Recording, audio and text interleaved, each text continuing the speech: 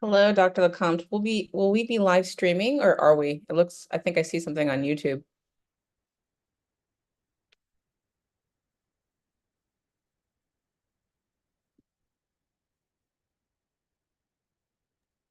I was racing toward my unmute. Hello, Dr. Carpenter. Yes, we are live streaming on YouTube. Excellent. Okay, great. Yes, yes.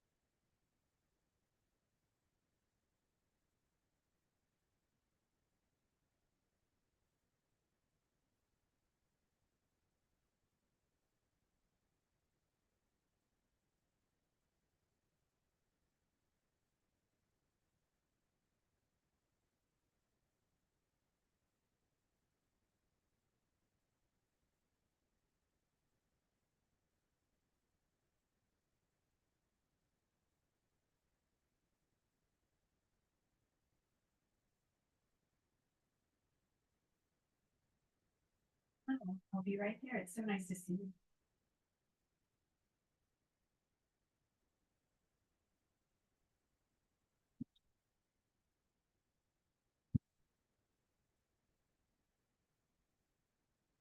Candace? Dr. Carpenter, Yes, shall we get started? yes. Yes, so um, just to start us off, my name is Dr. Circe Lecomte. Welcome to today's very special BCPH Health-a-Thon webinar. Does drug decriminalization help or harm communities? This selection is from our very special Great Health Debates featuring host Dr. Rob and panelists Dr. Monty Ghosh and Tracy Pearson. I'd like to hand it off to my colleague before we get started. Thank you so much, Dr. Lecomte. Thank you, everyone, for joining us. We had a lot of fun putting together the drug decriminalization episode for the Great Health Debates, but there are many more. So if you love this one, be sure to check out bcphacademy.org to see the other ones, or stay tuned because we will have other of these debates on the Spring Health-a-Thon for the spring of 2024. And without further ado. Fabulous. And be sure to watch till the end so you can get complete the survey and receive a certificate of completion.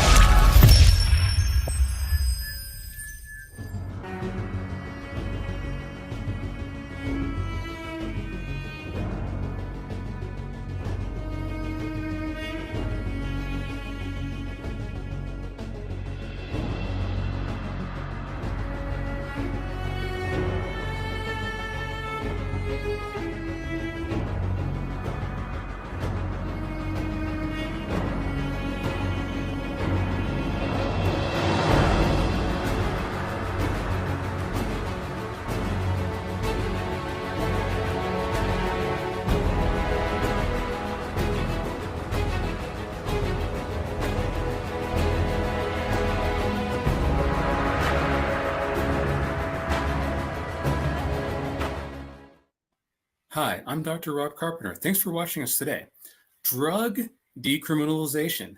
That is the subject of today's debate. States like Oregon and countries like Portugal have taken major steps to decriminalize drugs. But is it the right move? Opponents of drug decriminalization state that there will be an influx of new drugs into your community, countless new drug addictions, and an increase in crimes and incarcerations, among other side effects. However, drug advocates of drug decriminalization point to places like Portugal, which have seen addictions and drug-related violence drop dramatically, among other things. But what works in one part of the world may not necessarily work in another part of the world. The issue of drugs in the United States is complicated by politics, ideology, and the legacy of drug-related disparities among racial minorities. For example, research shows that people of color receive drug-related sentencing at far worse rates than whites who've committed the same infractions, which has increased false stigmas around people of color as being more likely to be addicts and criminals.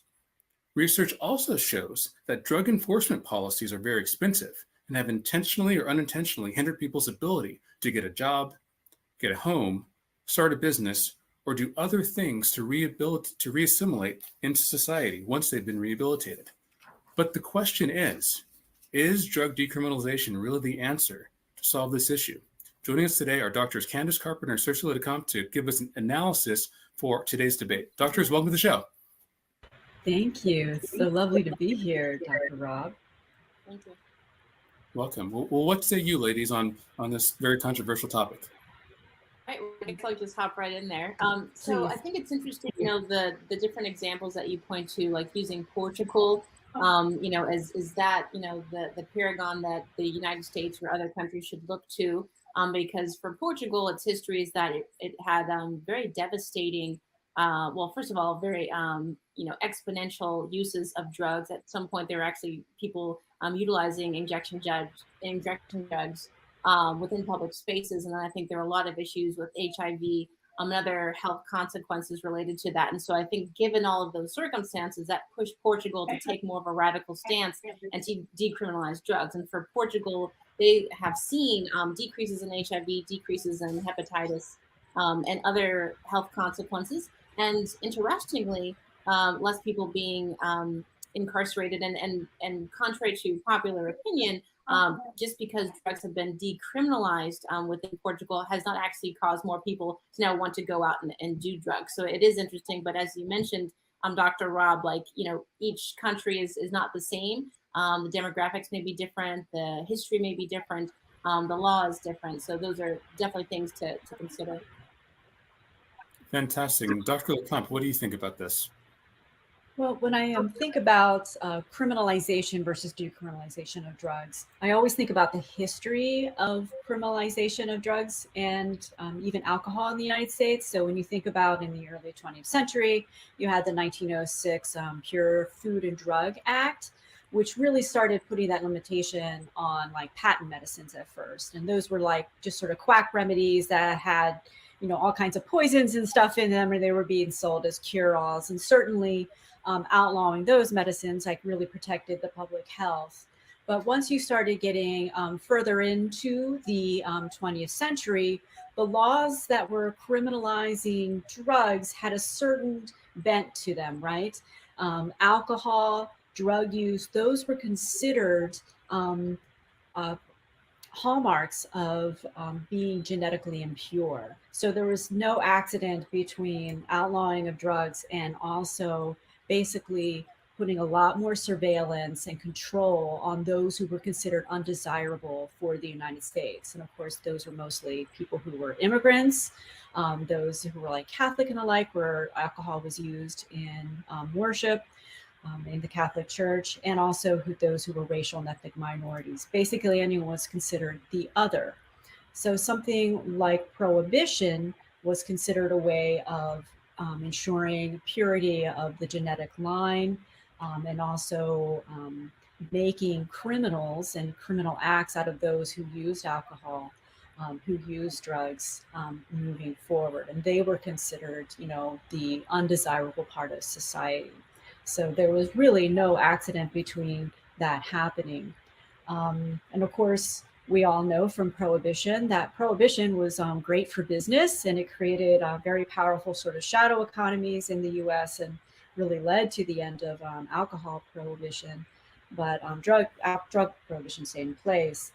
But basically, when you, in the late 20th century, you look again, when you have the rise of very strict sort of criminalization of drug use and drug dissemination, those laws really did disproportionately target, again, racial minorities and those who were considered immigrants who were undesirable, and those folks who needed to be controlled.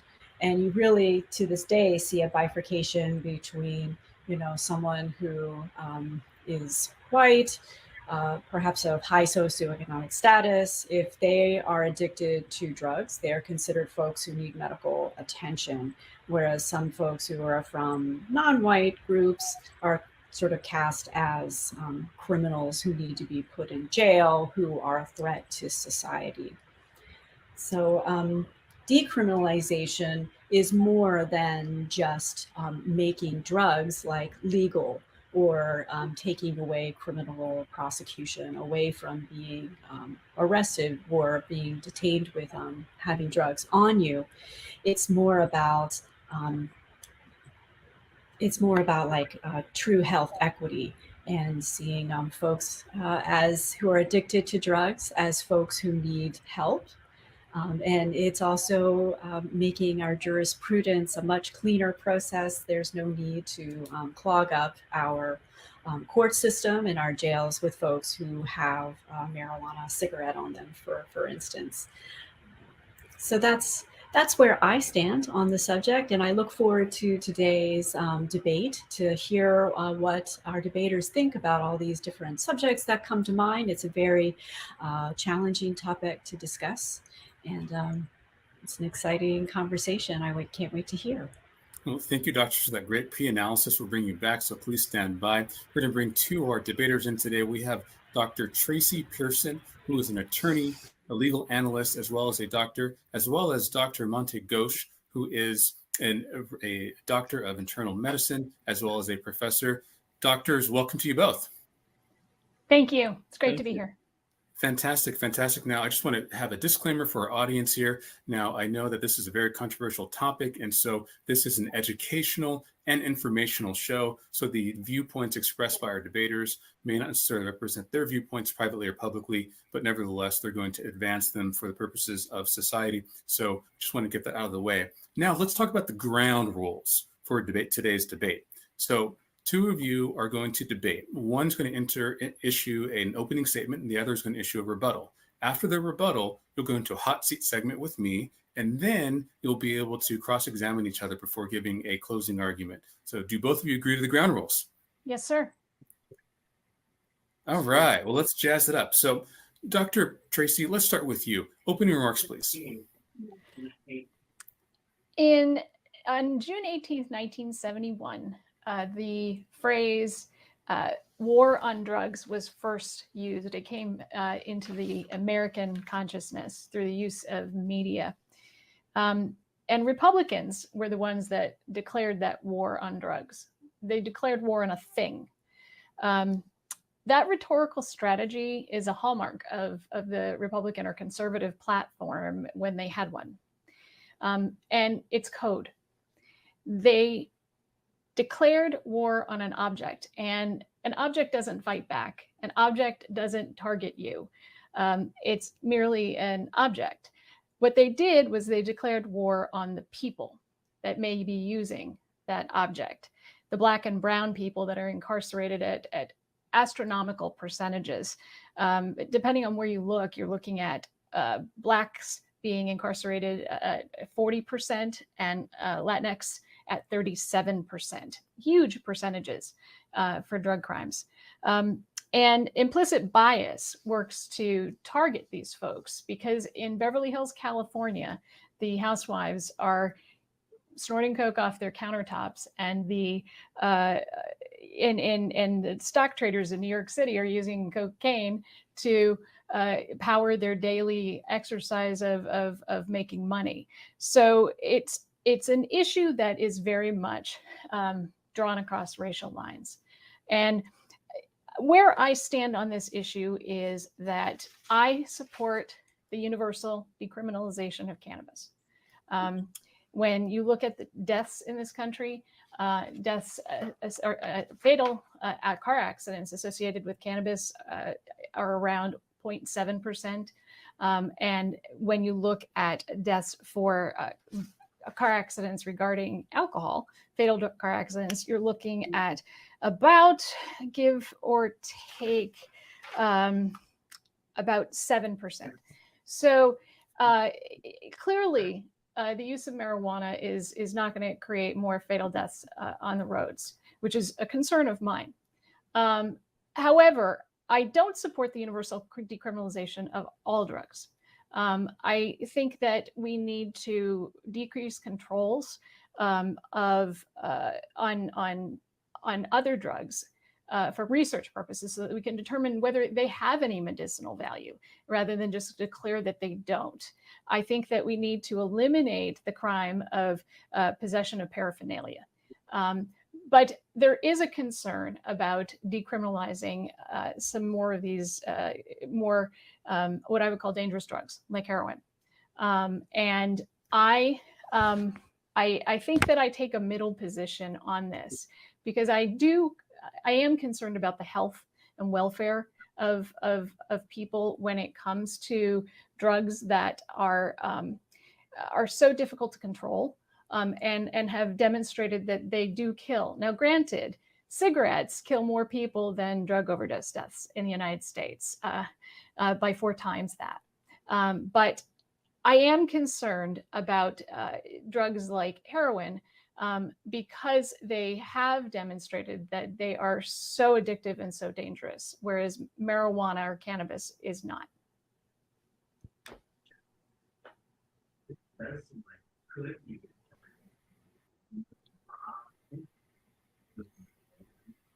Is it okay if I proceed over to the rebuttal? Oh, absolutely. Yeah, please feel free to interrupt with that. I guess my microphone was on silent. So thank you, Dr. Tracy, for your opening remarks. And Dr. Ghosh, please rebut that.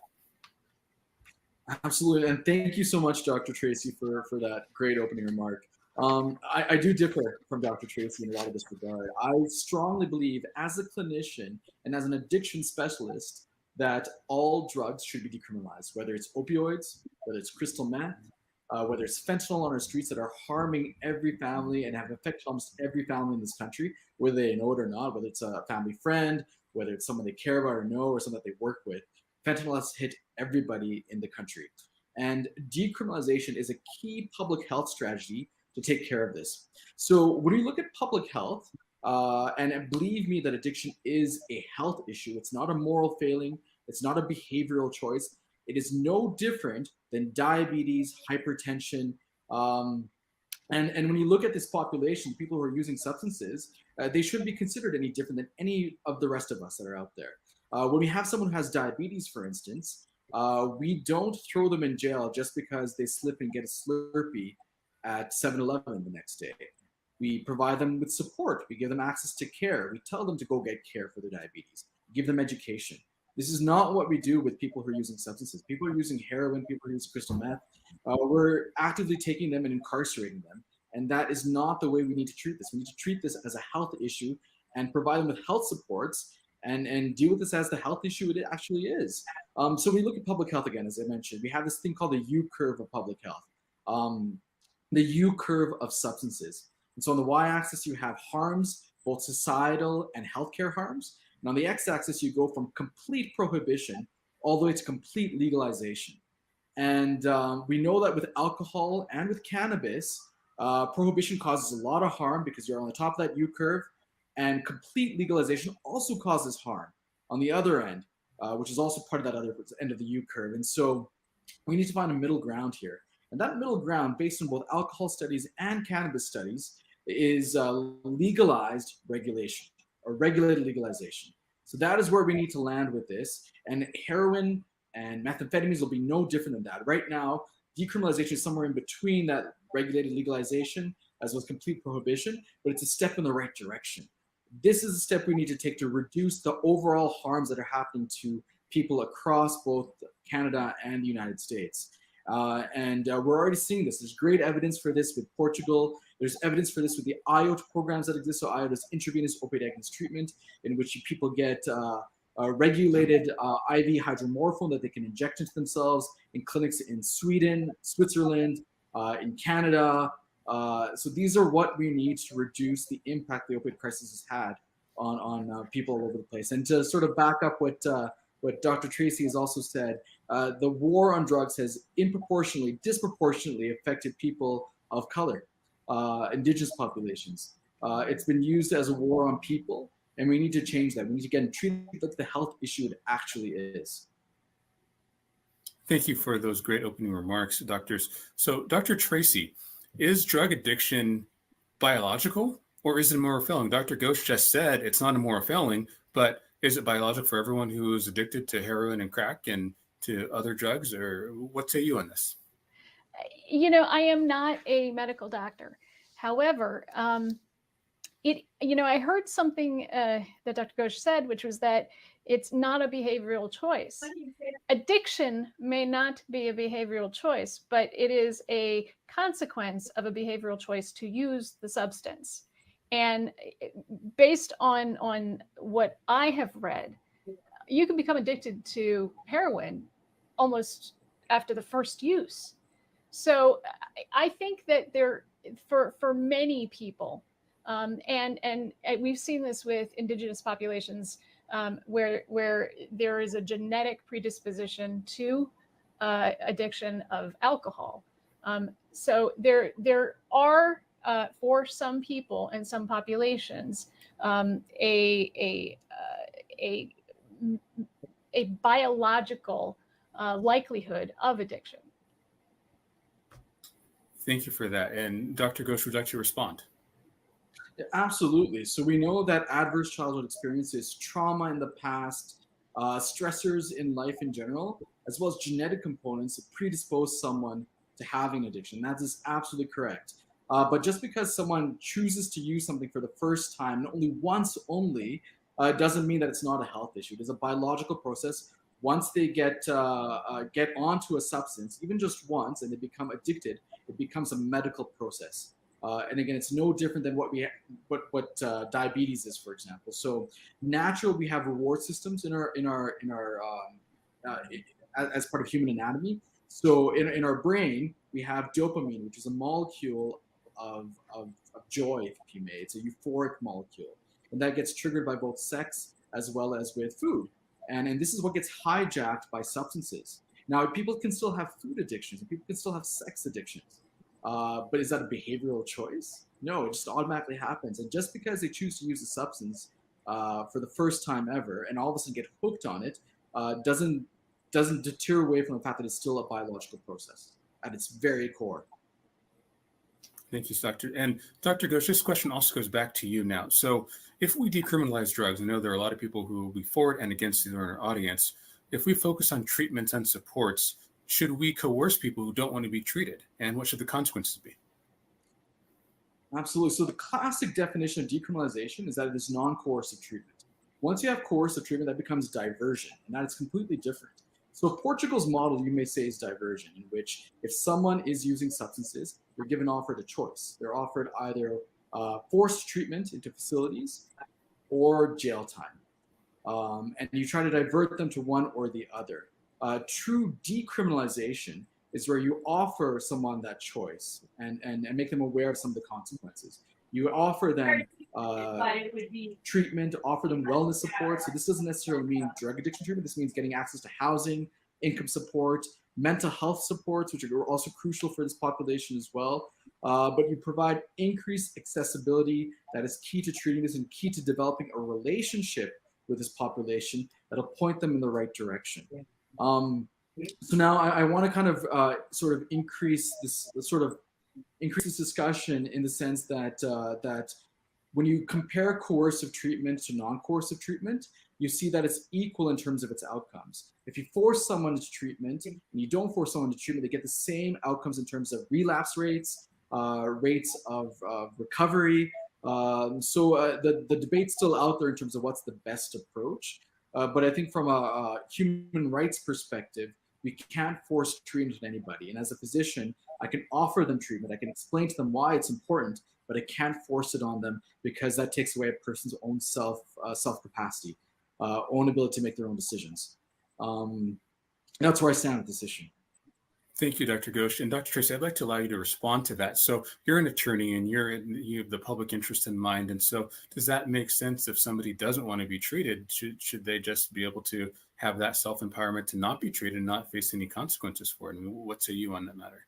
No, I mean, I think there is a very small population of people that are going to elect to just go get treated.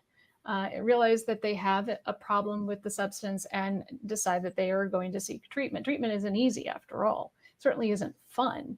And in my experience as an attorney, there needs to be a reason for doing it. There has to be a consequence in place for doing it to get someone started. And so I think that this idea, this sort of laissez-faire idea that you don't that you give them the choice to do it, I don't think that that's effective, at least not in the United States, especially since we give people the choice to take vaccines or end up in the ICU with intubation, and they choose not to take vaccines.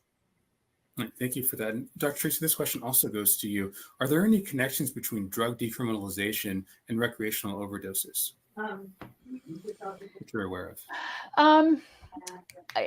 Again, looking at cannabis, no, you can't, at least, again, I'm not a medical doctor, but there's been nothing that I am aware of where you can die of using cannabis. Now, you certainly can die of using heroin.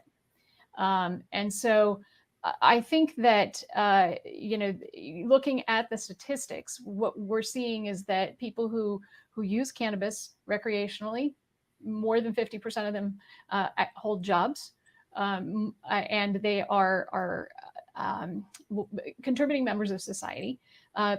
People who are rejectors of that actually have a lower percentage of employment.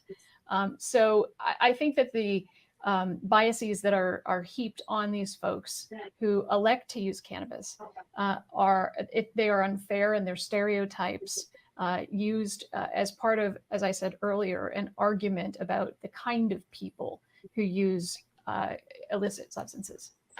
Great, thank you, Dr. Tracy. And Dr. Ghosh, would you like to respond to that? Absolutely. So I think we know from Portugal, for example, there was an 80% decrease in overdose rates when they decriminalized substances. And I think that's extremely important to recognize. You know, we've had over 15,000 deaths in Canada, and we could have saved a good 13,000 of them had we decriminalized substance possession. And it also depends on how we decriminalize things as well. That's something that we need to keep in mind as well. But I want to take it a step further. Regulated legalization can save even more lives. I mean, we have evidence from that from the intravenous opiate agonist treatment programs. So these are where people, again, go into clinics and they get heroin or opioids or hydromorphone they can inject into themselves. And these individuals who have had this regulated, legalized form of substance have decreased rates of overdoses, increased rates of employment, decreased health concerns such as endocarditis, which is an infection of the heart valves. They've had decreased transmission of Hep C and HIV, and they've had overall wellness. They feel that their quality of life has improved drastically. And this is what needs to happen. This is the direction we need to move towards as a society. And the evidence is out there. It's large. There's large amounts of evidence that suggests that this is the way we need to go. Great, thank you, Dr. Ghosh. So, Dr. Tracy, so if Dr. Ghosh gets his way, there's going to be decriminalization of all drugs everywhere. Now, if that's the case, what role should government play in protecting or limiting citizens' exposure to drugs? Well, what role should they play is a great question. However, we've seen with cannabis that California has struggled. The illicit market for cannabis is overtaking the legalized market. It's unclear how, whether a dispensary is actually sanctioned or not sanctioned. In other words, licensed. California is having difficulty because these farms that farm marijuana that are not regulated by the state of California are using pesticides that are banned, and so they can't control these things, and they're struggling to manage this process and this new industry. Now, I support it because I think that we should tax the heck out of it and put it towards treatment and other things. However, the problem is that government has a difficulty with developing infrastructure in the United States. And I keep going with the idea of making it clear about the United States, because every country has a unique culture and a unique system. And so we keep hearing about Portugal. United States is not Portugal in any way, shape, or form. And so I think that we have to be really careful. Our government right now is non-functioning. Our federal government can't get together on voting rights so that every citizen can vote, which is part of our Constitution. So I struggle to see how our government can adequately regulate incredibly dangerous drugs. Heroin is incredibly dangerous. Okay, a man who was driving under the influence of heroin crashed through multiple cars back in New Hampshire, where I used to live, and killed multiple people on a highway exit. So this idea that it's okay to do this and to take these drugs and to think that somehow life is not going to get worse is frankly not consistent with what we've seen. Opioids, for example, are regulated, right? They're a regulated drug by the FDA.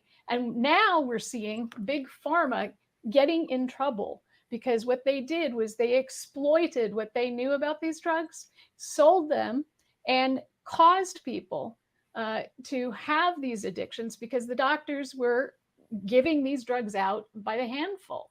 And so I think that until we can establish a system that is workable and that can, assuming it can be piloted, that's workable for the specific culture and country that where this is going on, understanding the unique features of that, that this would just be incredibly dangerous to the American public, and lead to just terrible consequences.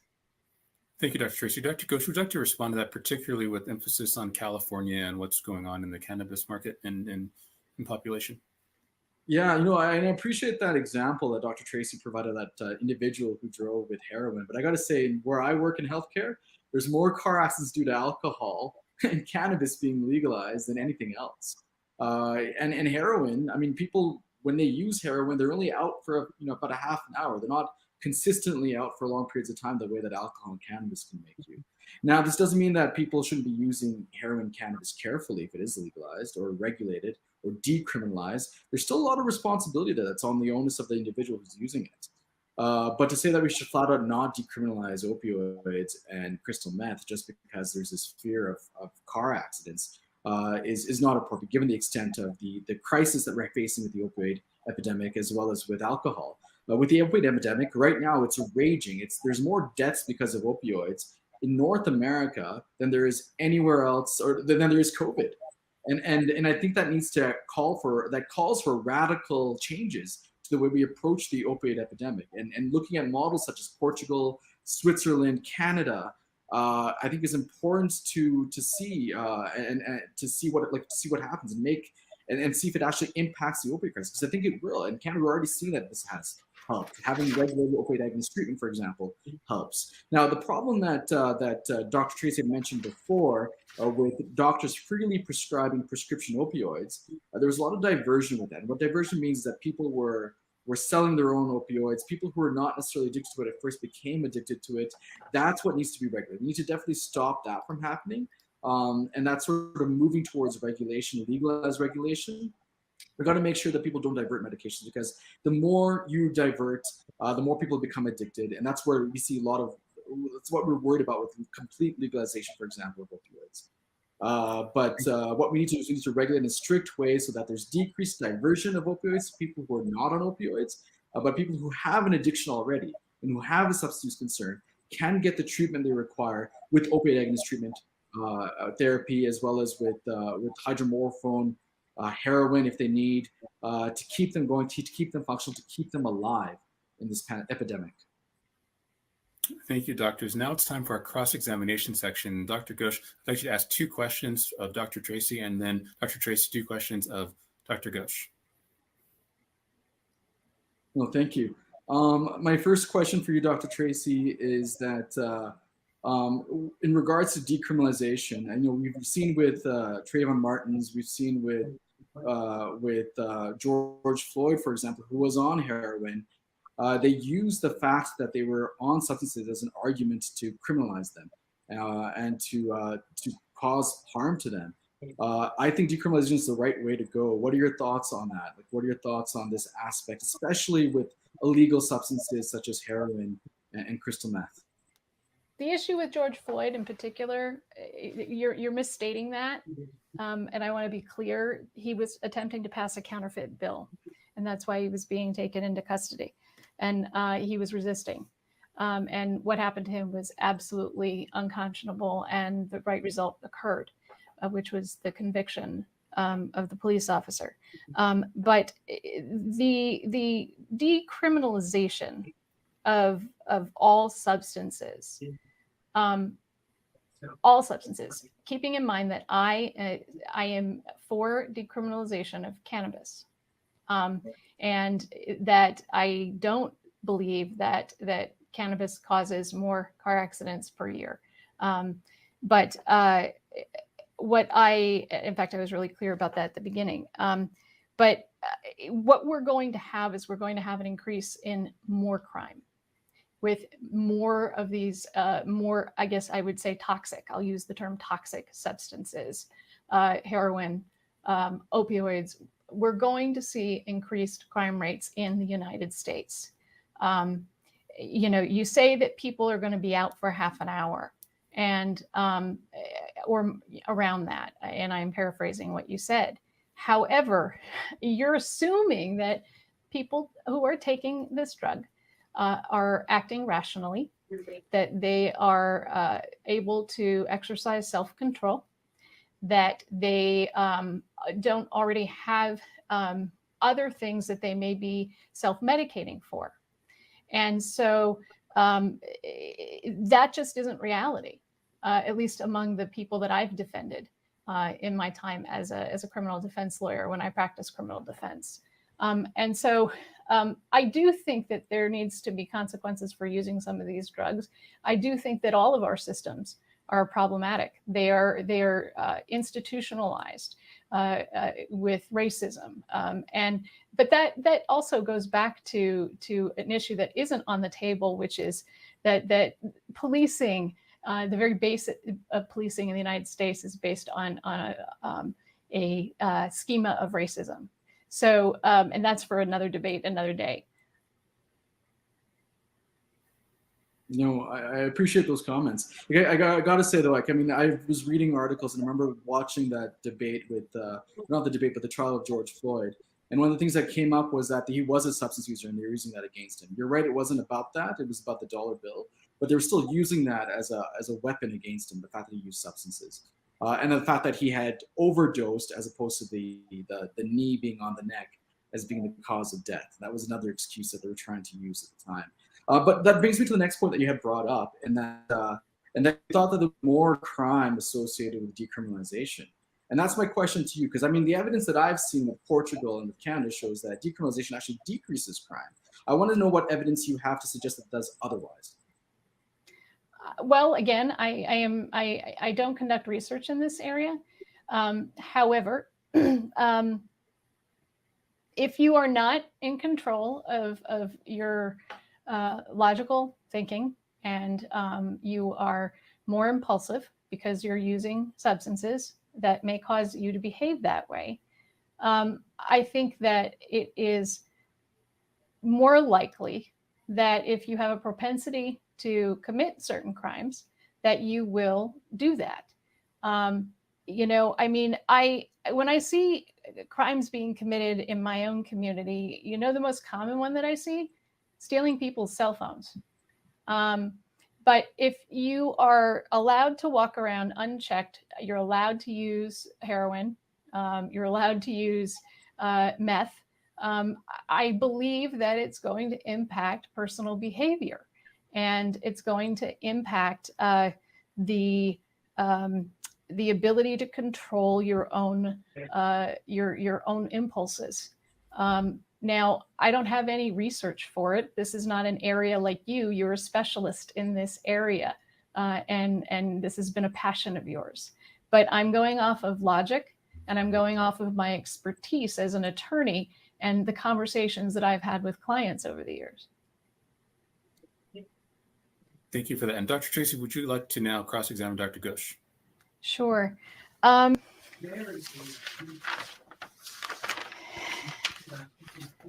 Would you agree with me that in order to do what you are suggesting, that the country where this is being done needs to be able to effectively implement an infrastructure of regulation and accountability?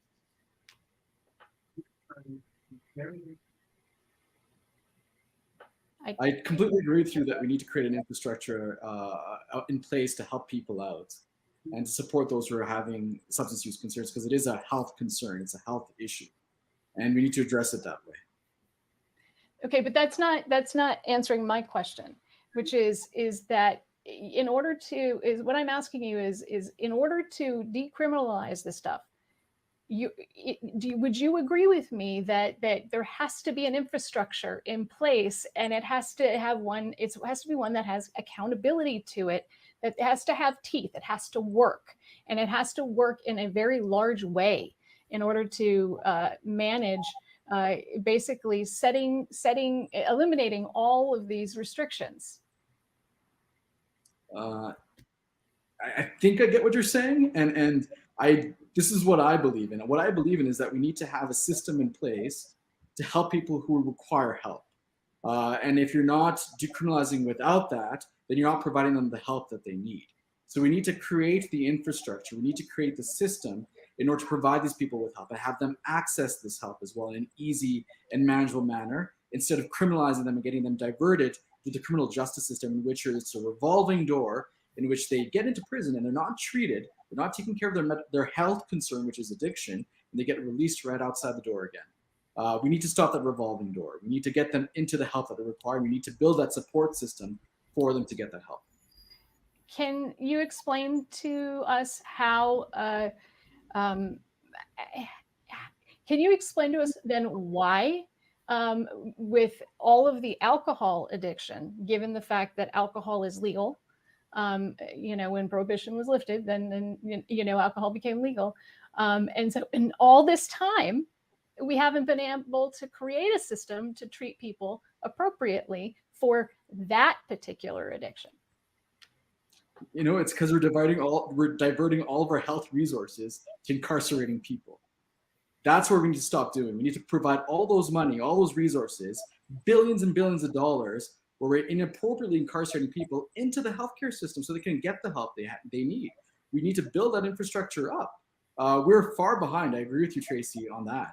We just need to build it up, and we need to build that on the funds that we divert into the criminal justice system. That's really where the money needs to go. I remember reading some stats that almost 80% of all crimes are substance use related, and 40% of all crimes are just substance related. They're not, stealing, they're not theft. It's just substance possession. And if we diverted those funds for keeping people in prison to actually giving them the proper health care they need, and dealing with the root cause of their addiction, their substance use concerns, we'd be saving them a lot of grief. We'd be saving the entire society a lot of grief. That's what we need to do. Thank you very much for that, doctors. Now, Dr. Tracy, would you like to make your closing remark, and followed by you, Dr. Akush? Sure, thank you. In all the time that alcohol has been a legal substance, we have yet to figure out how to devise a system, to put a system in place that will treat those who have that addiction successfully, and to do so in a way where there isn't considerable reoccurrence. And so the argument that my opponent is making is that the problem is we just simply don't have the resources dedicated to it. But if past is any indicator, the resources that we have put towards alcohol addiction treatment is something that hasn't worked. It hasn't worked. And so what he is proposing is that we allow these drugs to just be used in society, and that, we're just going to call it a health problem. Well, we call it a health problem today anyway. We do call it a health problem, but we also have a different, another way of holding people accountable, and that is holding them accountable for a criminal offense. The idea behind a criminal offense is this. Back before, in the United States, before we became a democratic republic, when we were part of England, we were subjects of the king, and we were owned by the king. And so when there was a crime, it was an offense against the king. When we got rid of our king and we became our own country, we still continued to prosecute crimes, but we prosecuted them as offenses against the people, the society. That the behavior that was being exhibited during, as a result of that offense, or as a result of that behavior, was beyond what we considered to be acceptable, appropriate behavior for that society, that culture. I kept hearing my opponent talk a lot about Portugal, but the United States isn't Portugal in any way, shape, or form. So in order to be successful, here, we need to understand how it works here in the United States and what the impediments are. Is there a knowledge issue? Is there a motivation issue? Is there an infrastructure and basically an institutional factor that's impacting our ability to solve this problem? Nothing is solved by just one issue, one factor there. And so what I would say is that I think that it does make sense to decriminalize certain substances like cannabis. I think it makes sense to make it easier for researchers and doctors to be able to conduct research on the other substances to see if there's medicinal value. But as we've seen with opioids, big pharma exploited their knowledge of those substances. And we have an exploding crisis of people who are addicted to opioids. And there is regulation there. There's regulation and infrastructure there. And it is treated as a health problem. You are addicted to opioids. But that attaching that label to it in the United States doesn't make the problem go away. The label doesn't make the problem go away. It's having the ability to treat it. And we haven't figured out just how to successfully treat it because of the fact that that in this culture, the way our society views drugs, okay, and the use of those drugs, we view that as outside the bounds of certain behavior. We're okay with cannabis. It won't hurt you. It's a plant. Yes. But we aren't okay with heroin. Yeah. We aren't okay with cocaine. We aren't okay with just broad use of methamphetamine. And we shouldn't be. Thank you, Dr. Tracy. Dr. Ghosh, your closing remarks, please. Absolutely. And I want to first of all thank you guys for having me here, and thank you to my colleague and opponent, Dr. Pearson. But I got to say though, Dr. Pearson, your logic of saying that because we don't have enough healthcare supports for alcohol, we haven't been able to manage the alcohol issue, we shouldn't be decriminalizing substances such as heroin and methamphetamines. But I want to ask you this as well, is that I think based on your logic, you're saying we should probably criminalize then alcohol and cannabis because we haven't really been able to treat those issues. And I think that's what sounds like you're suggesting. I think you don't mean that, but that's really what the logical conclusion is right there. What I think needs to happen is, again, we need to treat this as a healthcare concern. Yes, the United States is not Portugal, but Canada's pretty close to the United States. We're very similar in many respects, as is Switzerland, as are other nations who have de facto decriminalization, and need to follow their lead, especially when the opioid epidemic is in crisis mode, especially because people are dying left, right, and center. We need to come up with innovative ways to take care of this. By not decriminalizing, especially with opioids and crystal meth, we're not encouraging use at all. We're not saying that you should just go out there and start using left, right, and center. We're saying that you don't get criminalized for it. You don't get thrown into the justice system. You get the healthcare supports you require and need. And by not providing that, we perpetuate these stereotypes, such as racialization, which I know that my colleague doesn't want to do, but by saying that you are still accepting of the criminalization of heroin and methamphetamines, that is inevitably what's going to happen, and we need to stop that at its root. But again, thank you so much for this debate, and I appreciate the views here. Doctors, thank you very much for your very insightful debates. We're going to bring our analysts back in, Dr. Carpenter and Dr. Lecomte. Thank you for joining us again. Please give us your analysis of today's very incisive debate. Well, I must say, if you don't mind me starting, I'm just so impressed by both sides that we're discussing today. This is an incredibly nuanced and challenging topic. But I must say I was most moved by Dr. Ghosh and his arguments about decriminalization, because at the end of the day, this is really a human rights issue when it comes right down to it. When you criminalize drugs, you are making it very challenging for folks who need medical care to get the attention that they need. And you're also placing a judgment on those who are addicted, because sometimes folks are using drugs not because they have a moral failing or they made a bad choice. It actually could be one that makes a great deal of sense depending on their position in life and their lived experience. And I'm thinking of like my work. I work primarily with Black, gay, and bisexual men and Black trans women. And this is a population, though it's very small in the country, they bear a disproportionate amount of HIV infection. And They are also more likely to leave home early, placing them at greater risk for sex work, which is where the exchange of sex for money, as well as survival sex, where you are exchanging sex for a place to stay, a place to get food, and the like. And persons in that position, drugs make a great deal of sense because they make you feel good. They make you able to handle situations that going through them completely sober, quite frankly, may not be worthwhile or ideal. They also may be staying with folks who are using drugs or dealing drugs, and they need to be able to adapt and survive. So in those instances, getting addicted is just basically a consequence of trying to survive, trying to get through the day. By making drugs a criminal offense, you are keeping illegal drugs, those that are not being overseen, those that are unsafe, you're keeping them on the street, and you're keeping them, folks who deal them, in business. And the thing is illegal drugs, drugs that are diverted, drugs that are not being overseen and through a medical care system, they're dangerous.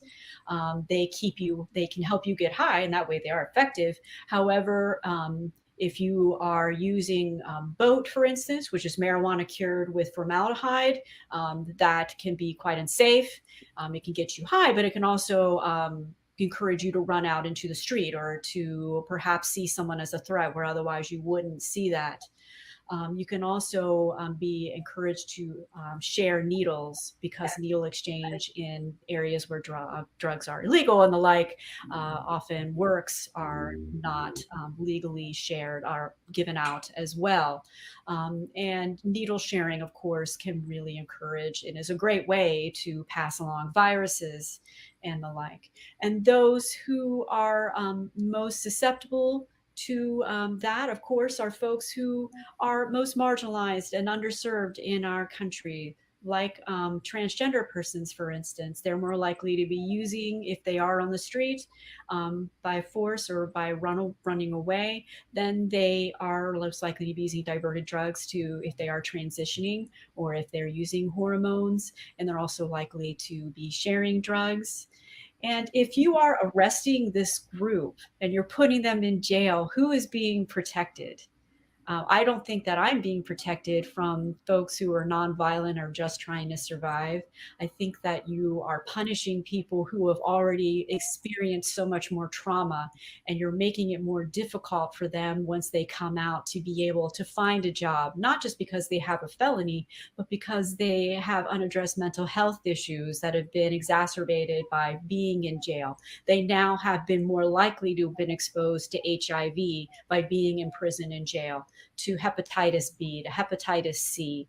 And then you have unaddressed health issues that very quickly are going to manifest through untreated disease. They're going to be more likely to transmit that if they are not in treatment and care, and they are more likely to die at a younger age. So you're losing this population through no other means or no other reason than wanting to maintain the status quo of something that clearly has not been working in the States and other countries where drugs are still criminalized to this extent. So for me, it's a public health issue, and it is only a way of ensuring greater health equity for those populations that criminally have been underserved in the US and elsewhere. But I want to hand this over to my colleague, Dr. Carpenter, and hearing what her thoughts were about today's debate. Thank you, Dr. LeCompton, and thank you, Dr. Ghosh, Dr. Pearson, for another poignant and tantalizing debate. I'm going to take more of a meta view than my colleague, who was quite impassioned, with some of the different research about racial, ethnic, and sexual minorities and what decriminalization has done for them. But just taking more of that meta view for our audience is thinking about what is decriminalization? We've defined it a number of times, but that is separate from what it means to delegalize something. To decriminalize something is to take away it being a criminal offense. That doesn't mean that it can't be an offense in the civil sense or some other way, okay? Same thing when we talk about delegalization. And Dr. Ghosh mentioned, how he's in favor for regulated legalization of certain types of drugs. So important as you're thinking about this topic and where you stand, really understanding those terms.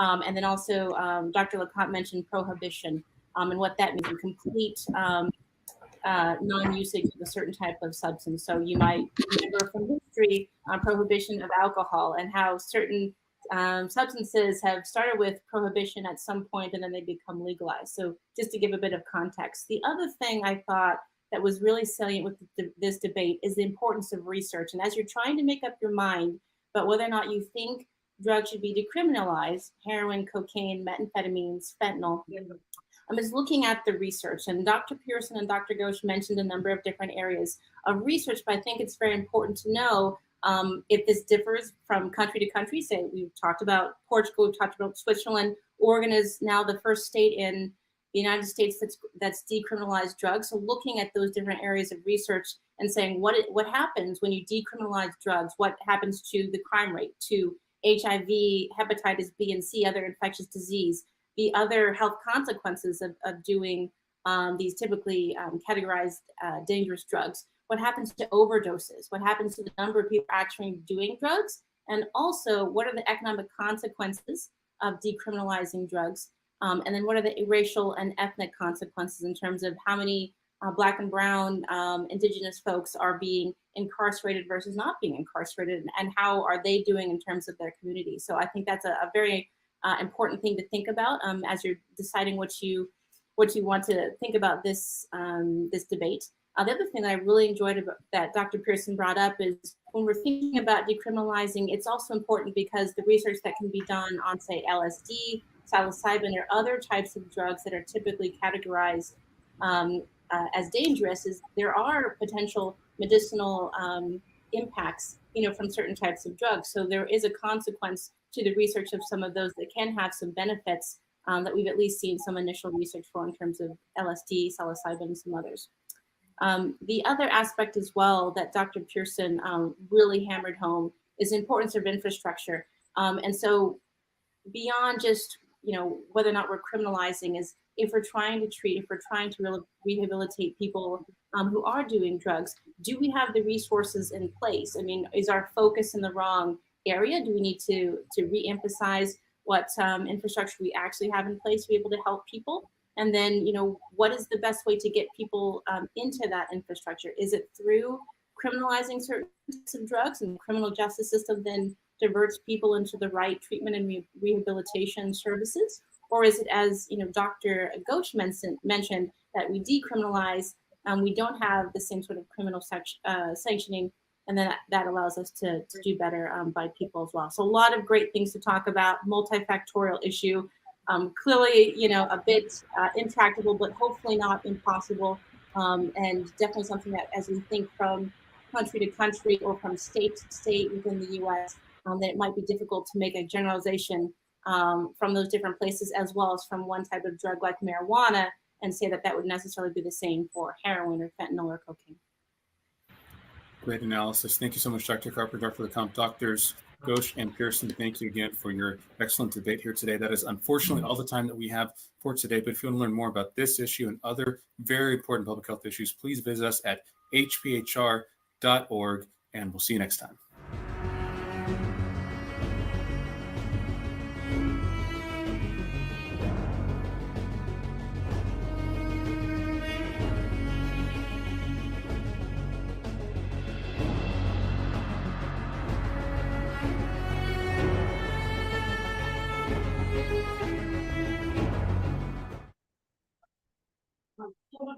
There's like something happening outside my door.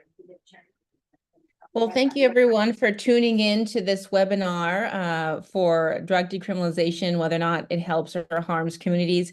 Stay tuned for next week's webinar, and feel free to check out bcphacademy.org for more webinars and lectures similar to this one. Thanks so much.